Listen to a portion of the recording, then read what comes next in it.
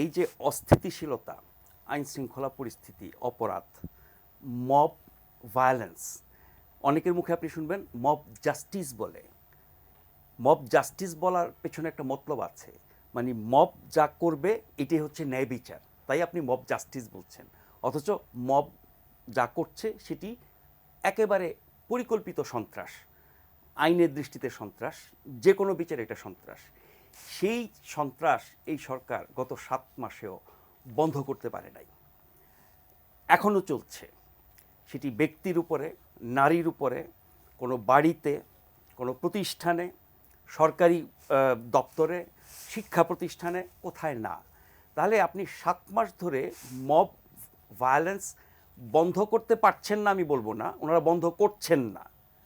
আমি ঠাকুরবাইয়ের সাথে একমত যে সরকার তো আসলে বন্ধ করতে চাইছে না। কেন চাইছে না তার উত্তর দেওয়ার আগে বলি যে এই যারা যারা মব করেছে, এখন এই মব ভায়োলেন্সের মাধ্যমে কি কি হয়েছে। আমরা 32 নম্বরে বঙ্গবন্ধুর জাদুঘর ভাঙতে দেখলাম, সারা দেশে আওয়ামী লীগ নেতাদের বাড়িতে হামলা, ভাঙচুর, লুটপাট, আগুন দিতে দেখলাম, এবং বিভিন্ন জায়গায় স্বাধীনতার স্মৃতি বিজড়িত বিভিন্ন স্মারকস্তম্ভ ভাঙতে দেখলাম। আমরা 52 ভাষা আন্দোলনের স্মারক শহীদ মিনার ভাঙতে দেখলাম। সবশেষ আমরা ঢাকা শহরে কে টং দোকানে বসে সিগারেট খাবে, কে ওড়না পরবে, কার বাড়িতে কে লুকিয়ে আছে, ভুয়া খবরের প্রেক্ষিতে গুলশানের মতো জায়গায় আপনি কিছু লোককে লেলিয়ে দিয়ে সেখানে একটা সন্ত্রাস করা হলো, বাড়ি ভাঙচুর করা হলো, লুটপাট করা হলো। বলা হলো এখানে কোটি কোটি টাকা নিয়ে ফ্যাসিবাদের কিছু দোসর এখানে লুকিয়ে আছে, এবং বলা হলো যার স্ত্রীর বাসা সে তার সাবেক স্ত্রী, এবং সেখানে গিয়ে তারা কিছুই পায় না, লুটপাট করেছে, চুরি করেছে। এই ঘটনা যখন মধ্যরাতে তারা ঘটায় তখন সামাজিক মাধ্যমে এটা লাইভ সম্প্রচার হয়েছে, সাংবাদিকরা জেনে সেখানে পৌঁছে গেছেন। আর গুলশান থানা পায়ে হাঁটলে যাওয়া যায়, সেখানকার পুলিশ ঘটনা শেষ হওয়ার পরে তারা এসছে। কালার এক্সপার্ট, জর্জ স্যাপ এবং মাইল্ড অন হ্যান্ডস টেকনোলজি সমৃদ্ধ অরিক্স ক্রিস্টাল ওয়াশ আপনার লন্ড্রি এক্সপার্ট। এই যে দীর্ঘ সময় ধরে তারা এই অপকর্মগুলো করলো, বাড়িতে হামলা করলো, ভাঙচুর করলো, দরজা ভেঙে ভিতরে ঢুকলো, কাজ শেষ, তারপরে সেখানে পুলিশ গেছে, সেনাবাহিনী গেছে, তারপর আবার 3 জনকে ধরাও হয়েছে। এখন প্রধান উপদেষ্টার প্রেস উইং থেকে একদম গর্বের সাথে বলা হচ্ছে কারা এর পেছনে আছে, কারা এই কাজ করেছে, কে দায়ী, কজনকে ধরা হয়েছে। কিন্তু ঘটনা যখন চললো তখন আপনি কেন বন্ধ করেন নাই? একইভাবে যতগুলো মব ভায়োলেন্সের ঘটনা ঘটেছে প্রত্যেকটা, কোনোটা ঘন্টার পর ঘন্টা, কোনোটা দিনের পর দিন চলেছে, আপনি কোনো ব্যবস্থা নেন নাই, আপনি পুলিশ পাঠান নাই, আইনশৃঙ্খলা বাহিনী পাঠান নাই, যারা গেছে তারাও গিয়ে ফিরে আসছে, নিষ্ক্রিয় ছিল, তাদেরকে আপনি কোনো নির্দেশ দেন নাই, আগাম ব্যবস্থা নেন নাই, ঘোষণা দিয়ে অপকর্ম করার পরও আপনি নিশ্চুপ ছিলেন। তার মানে কি?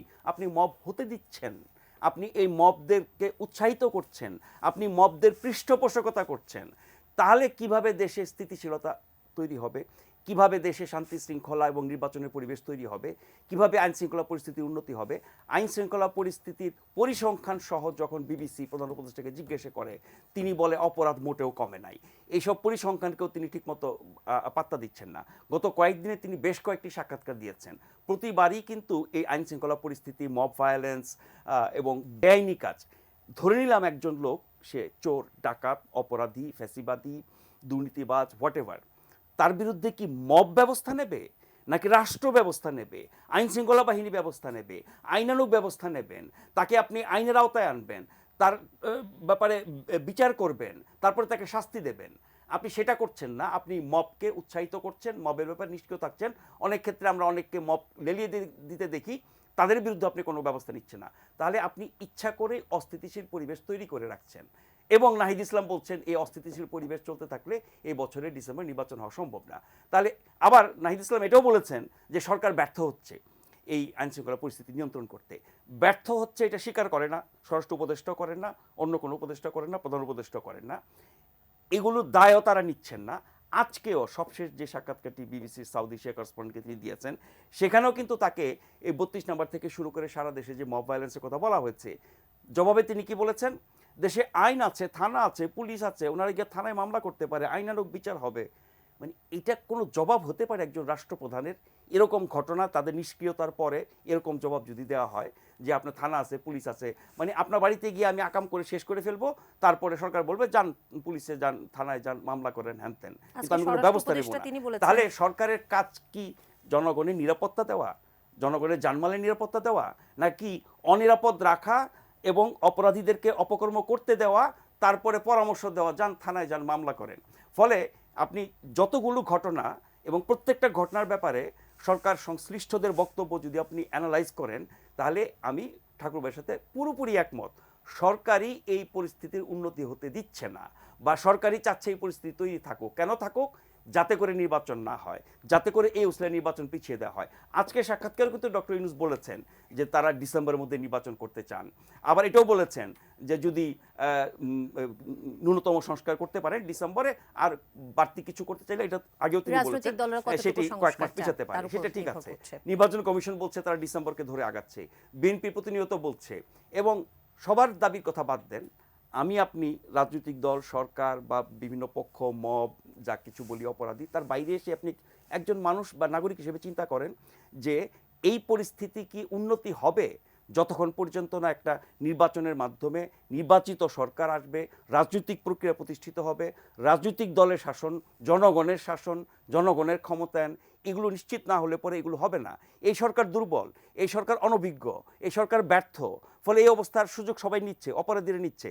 তাহলে উত্তরণের উপায় তো হচ্ছে আপনার নির্বাচনের মাধ্যমে একটা গণতান্ত্রিক সরকার জবাবদিহি করবে জনগণের কাছে সরকার, এবং যারা নির্বাচিত হয়ে ক্ষমতায় আসবে তারা কিন্তু এর প্রত্যেকটা বিষয় নিয়ে চিন্তা করবে। কেন?